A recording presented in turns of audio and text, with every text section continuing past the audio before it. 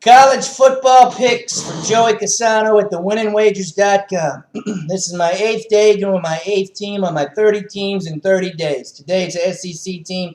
They definitely made some against the spread noise last year. They didn't win all the games, but I'm talking about the Vanderbilt Commodores. They've got, I want to say, 15 returning starters, 8 on offense and 7 on defense. Like I said, the only 2 teams that they did not cover SEC game against was Tennessee because they were -1. They lost in overtime. And, of course, they didn't cover to the national champions last year when they were +30. And I want to say they lost 34-0. I had Vandy in that game. I was actually quite pissed that day. I remember watching it. Anyways, that was last season. This is a new season.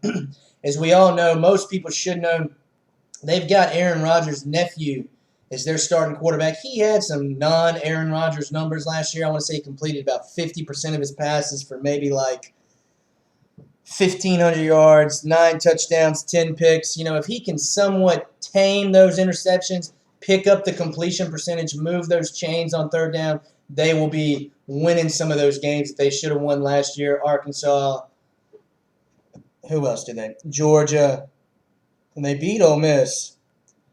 Florida, you know, they'll win some of these games. Not saying they will, but they can. If he can pick it up a little bit, they'll be all right. And then they got a running back by the name of Zac Stacy, who carried the ball for almost 1,200 yards, 14 touchdowns, and for 5.5, almost 6 point. Excuse me, I'm stuttering.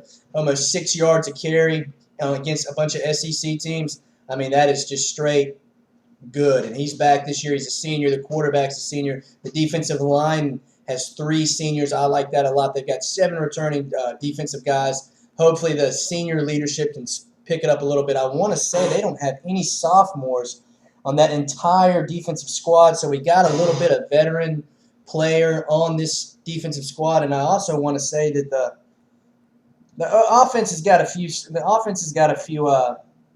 They got a few sophomores there. They got their favorite receivers coming back with Zac Stacy. No, excuse me, that's the running back.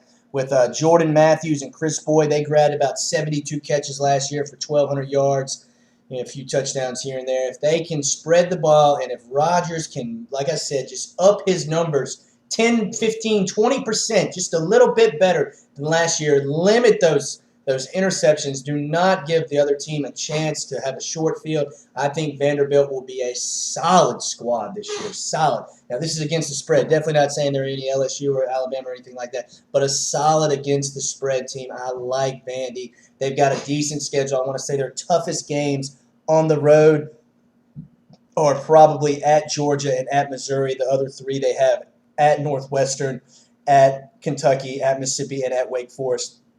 They should easily be able to hang with Kentucky, Mississippi, and Wake Forest. And they got their hardest games at home, which are Tennessee and Florida, which definitely gives them a little bit of advantage. We all know you'd rather be at home playing an SEC game. So I like these boys to make some noise this year. And don't forget about Vandy. Get on over to the website. That's thewinningwagers.com. Sign up for the free pick. Once you get on the free pick, you'll get each team in your inbox every single day. There's no charge, no gimmick, nothing like that. It's all just, you know, talk and facts and information. I would welcome any feedback on why you agree or disagree with me, and you will not regret signing up for the free pick. My name's Joey Cassano. I'm from thewinningwagers.com, and that's it for all of your college football picks.